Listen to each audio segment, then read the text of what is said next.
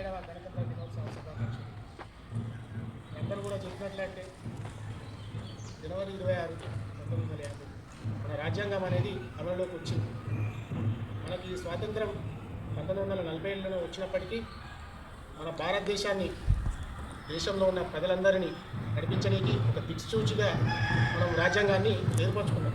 వేరే దేశాలలాగా ఒక నియంత పాలన కానీ, నిరంకుశత్వం లేకుండా, రాజనీత పాలన లేకుండా అవన్నిటికీ విముక్తి చేసి ప్రజాస్వామ్య దేశంగా, గణతంత్ర దేశంగా మనం ఈ జనవరి 26న రాజ్యాంగం అమలులోకి తీసుకొచ్చుకొని మనల్ని పాలించేది పాలకులు కాదు, మనల్ని పాలించేది రాజ్యాంగం.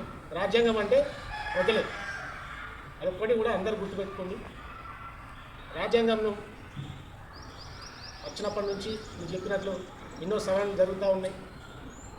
ఈ 77 సంవత్సరాలలో చాలా మౌలికంగా కాకుండా కానీ చిన్న చిన్న ఏవైతే ఎప్పటికప్పుడు అవసరాలకు అనుగుణంగా రాజ్యాంగాన్ని అప్డేట్ చేసుకొని ఏదైతే విధంగా మన దేశం ముందుకు వెళ్తున్నదో, అభివృద్ధి ప్రదంలో నడుస్తున్నదో, మనము కూడా రాజ్యాంగ స్ఫూర్తిని అవలంబించుకొని మనం చేసే పనులలో, మన వ్యక్తిత్వంలో కానీ, మన జీవితంలో కానీ ఏవైతే అనవసరమైన చెడు అలవాట్లు కానీ అనవసరమైనవి ఉంటాయో అవన్నింటినీ కూడా ఒకసారి మన దృష్టి సారించి మరొకసారి మనము కూడా దేశం అభివృద్ధిలో ఉండాలంటే మనం అభివృద్ధిలో ఉన్నట్టు.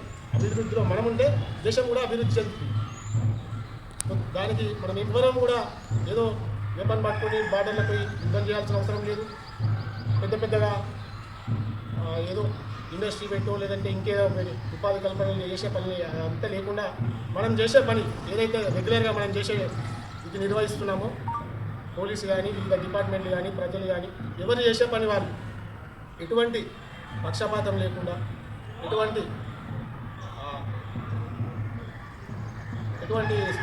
వాళ్ళకి లోన్ కాకుండా మనం చేసే పనిని పర్ఫెక్ట్గా, కన్సిస్టెన్సీగా చేసుకుంటూ ఉంటే మన దేశం ఆటోమేటిక్గా మరింత అభివృద్ధి పదంలో నడుస్తుంది.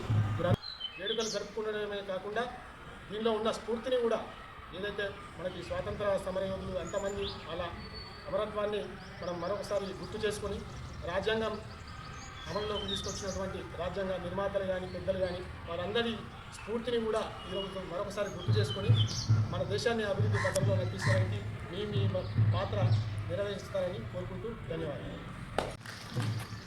సావధాన్.